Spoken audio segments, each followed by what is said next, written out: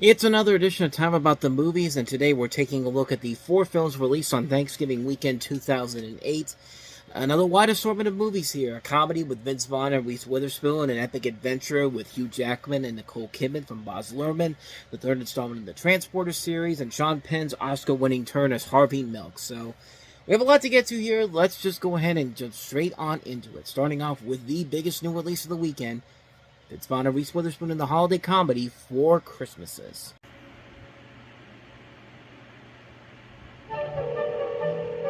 Hey, Dad. Mom, hey. Listen, Mom, I got bad news. We're not going to be able to make it tomorrow. It's me. No one was more upset than we were last year that she got to do. I have to deal with the situation. Every year, Brad and Kate spend the holidays avoiding their families. No flights are coming in and no flights are going out. This isn't happening. Do you have a sister airline? No, I'm sorry. How about a cousin airline? No, we don't. How about like an airline that your airline's felt up before? But this year, Where are you headed for the holidays? they'll be forced to celebrate Hi, Mom. It's my dad. They just saw us on the news. with all of them. Okay, he's gonna give you a big hug when he sees you, Mom. I'm not hugging He's anybody. very excited about the hug. From New Line Cinema, We just got to get through these 4 Christmases as quickly and as painlessly as possible.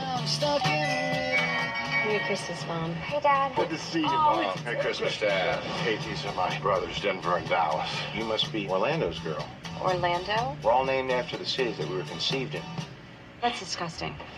Oh, my God. 4 families. Bradley, I'm not trying to be your father. I'm hoping for a chance to be your friend. Well, you were my friend. You were my best friend. But now you're sleeping with my mom, and it's a little bit weird for me. One day, That's you? Mom, did you put that on the mantle? I love that photo. You look huge. I ate my feelings, Brad. She must have had a lot of bad feelings. no mercy. You left me in the jump to die. I thought you were waving at me like, hey, I'm getting past my fears. What would cross my mind over this could think that you could possibly be getting shanked by 4-year-olds? How can you really appreciate someone for who they are unless you know them? My brothers, they're trained UFC fighters. Soldier boy! Soldier boy! He's a sissy. All they want for Christmas I just got to adjust it. Hold the damn thing. Too much. is an exit strategy. Vince Vaughn, Reese Witherspoon, Hello. Did Jackson projectile? I'm about it. 4 Christmases. You gotta get out of here. I can't breathe. I want to do it too.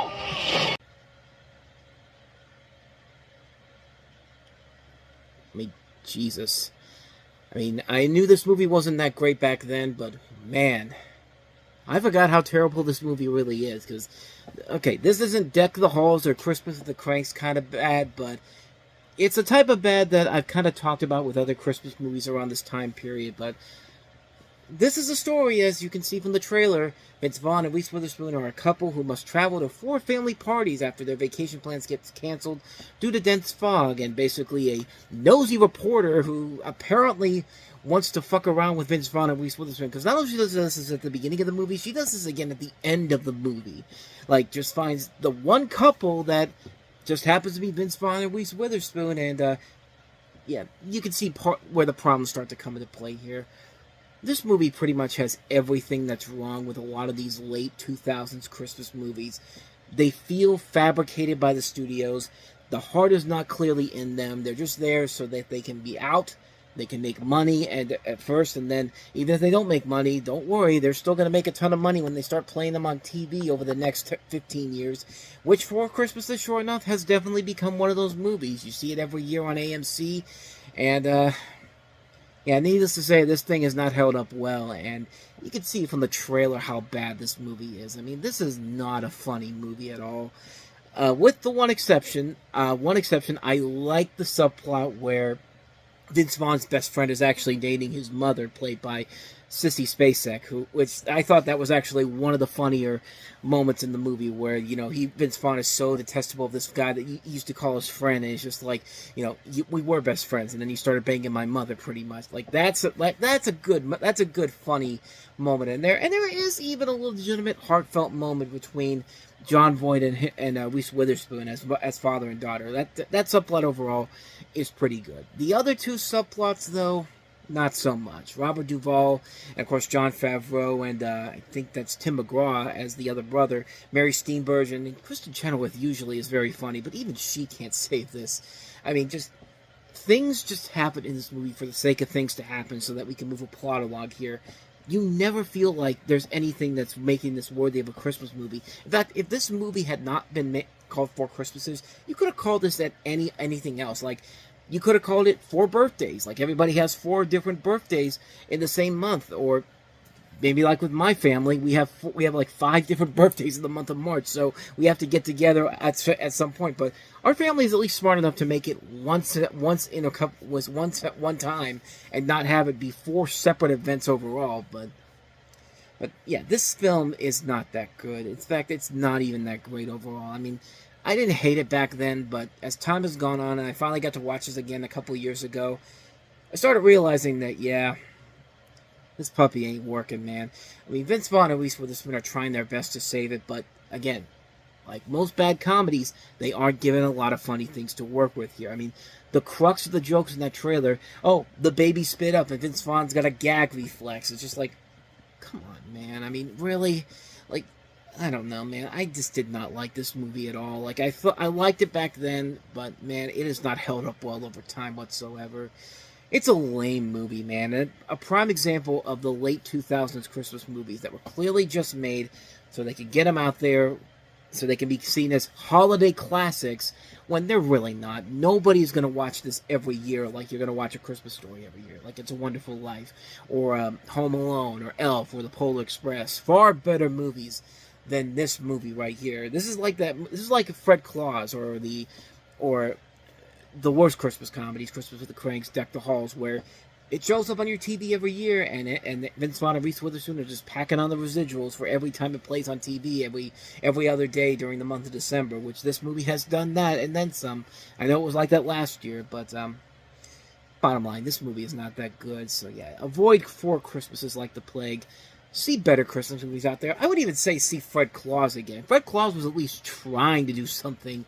This is just a movie that felt like it was just etched together at the last minute. Like I said, not Christmas with the Cranks or Deck the Halls bad, but pretty lame overall. So that's Four Christmases. Let's move on to the next movie, and that's Nicole Kidman and Hugh Jackman and Baz Luhrmann's latest film, Australia. He was an outsider. You why the boys want to have a go? Who answered to no one. I learned a long time ago not to fight other people's wars. That's why it is. Just because it is doesn't mean it should be. This Thanksgiving, they came from different worlds, but they share one destiny. Nicole Kidman.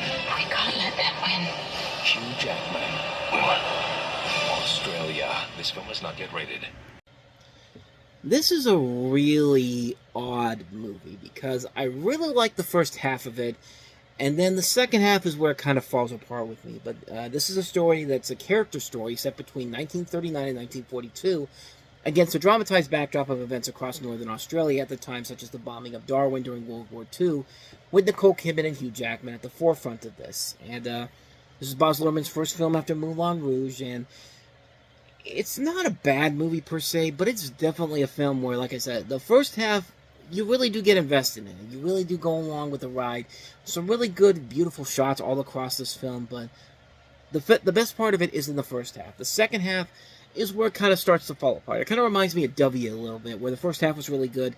Second half starts to peter off a little bit here, but unlike W, where I actually did kind of enjoy that more, I really think the second half of this really falls off to a point where there's no real saving grace for it, per se.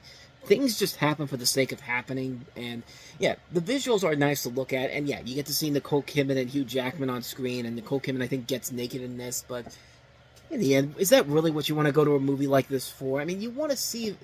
I get what they're trying to do here. They're trying to create another, Out of Africa, or another, African Queen, or Lawrence of Arabia, or Havana, or Far and Away, like these big epic movies, and this is what they were trying to do here with this, and Gone with the Wind, Casablanca, those type of movies, but yeah, this one just doesn't quite do that per se. Not because the actors aren't trying. The actors are trying their best here.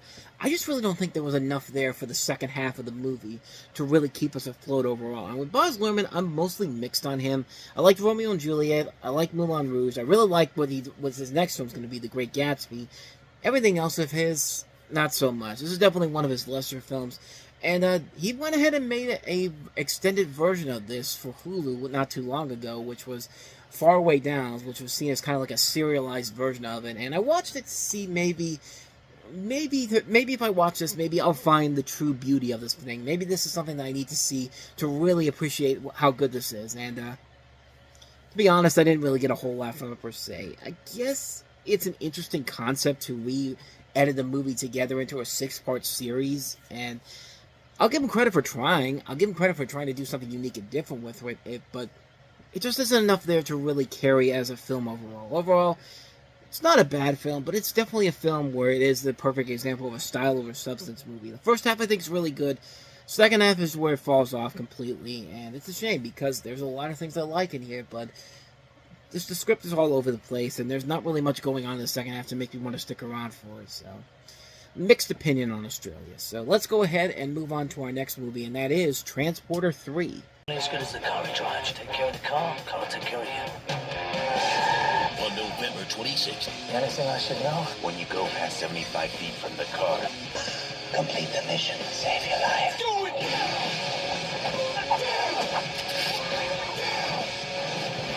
Frank, where are you?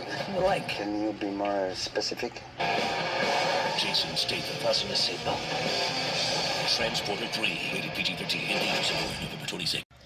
Yeah, screw the family movies, screw Twilight, screw Four Christmases. Let's take Grandma and the kids out to see Transporter 3. I don't get why they released this on Thanksgiving weekend. Like, this is a film that I feel like if it's gonna do well enough, it's gonna do well over Labor Day, because that's how the other movies opened up. Transporter and Transporter 2 were big successes over the Labor Day weekend, but you're opening this on a weekend with so many blockbusters out there, this is gonna get lost in the shuffle, and honestly, it's not the best of the Transporter movies per se. Jason Statham's back as Frank Martin, who returns to France in order to continue his low-key business of delivering packages without question. And one of the packages this time around is a woman played by Natalia Rudakova, who they eventually have to go to this place because there's a bomb on his car, and I guess they're tied together or something like that. It's been a while since I've seen this movie, but I remember this one not being as good as it should have been. I mean, this is not as good as the other Transporters movies. Silly, but fun. This one I felt like they were trying a little too seriously, but even when they get stupid, they get really stupid at it. There's literally a scene in the movie where Jason Statham is fighting bad guys, and he's stripping while he's also doing kung fu. It's just like, I'm pretty sure that's not the best way to go, because as soon as somebody sees that your dick is out, the first thing they're going to do is try to cut that off of you, and then you're completely helpless at that point. But then again, would I expect anything better from the director of Taken?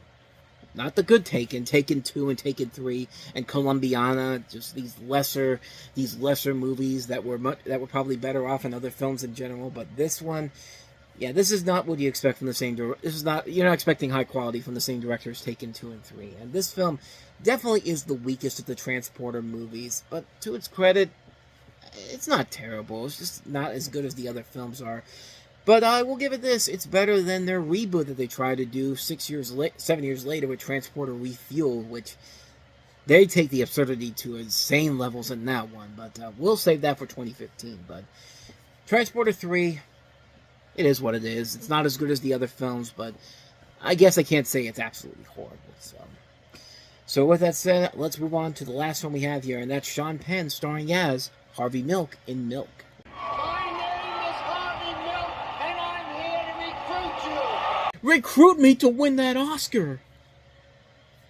Okay, last time I'm going to use this as a prop, but truth be told, unlike Angelina Jolie in Changeling, Sean Penn did actually win the Oscar for this. Some might say it wasn't worth it, but the movie wasn't bad. Of course, this is the story of the first openly gay man to be elected to public office in California as a member of the San Francisco Board of Supervisors. And Harvey Milk, of course, was assassinated in 1978 by the mayor George Moscone was also assassinated on that day. And the film goes back in time to show you how it led up to the 78 assassination. And like I said, it's not a bad movie at all. It's a good movie. Sean Penn really does give it his all as Harvey Milk in here. Gus Van Sant delivers, I think, his best film overall since Good Will Hunting. And it's an enjoyable movie. You have a cast that also includes Emile Hirsch, Josh Brolin, Diego Luna, James Franco. But, yeah, I think to me, though, the fact that Sean Penn won an Oscar for this, I mean, in any other year when there wasn't any good performances, I probably would have given him the award, but this was the year that Brad Pitt was nominated for Curious Case of Benjamin Button. Mickey Rourke was nominated for The Wrestler.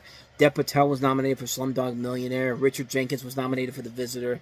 And honestly, I would rather take any of those four to win Best Actor than Sean Penn did. Sean Penn's already got an Oscar, and even in that year, he wasn't better than Bill Murray. Bill Murray, I think, is much better than in Lost in Translation in that movie than he was in Mystic River. Even though I like Mystic River, this just feels like we have to give him two Oscars for his great work overall. I felt it's like Anthony Hopkins not too long ago. Like, here's your Oscar for your body of work, not because you gave a great performance overall, but this is your Oscar because we respect you as an actor. And but I mean, I don't know. I'm just thinking that per se. But like I said, he's not bad in the movie. He's actually really good in here, and this is a really good story about a critical moment that happened in history. I mean, this was a moment that happened in back in the 70s, and there was a great documentary, The Times of Harvey Milk, which was released in '84, I think it was. That I was recommended by Cisco and Ebert, and I thought that was actually really good. So yeah, this is a fascinating film overall. Is it the best movie? Is it one of the best movies of the year? No, not really. It's not even, I think, Sean Penn's best performance overall. I think he's made a lot of other great movies than this, but just shows you how far he's come from that surfer dude from Fast Times at Ridgemont High 26 years ago. But yeah, I'm talking bad about this film overall, but I do like it. I think it is an enjoyable movie. It's a very entertaining film. Sean Penn's really good in it. The writing is very good. And for Gus Van Sant to come back from Psycho after all these years and make his best film since Good Will Hunting, I mean, this is definitely the direction you want to go with a guy like him. So, but yeah, I like it. I really do enjoy it. I think it is a very entertaining film. I recommend it. Milk. Now, one note of correction before anyone in the comments says, oh, you got this wrong here.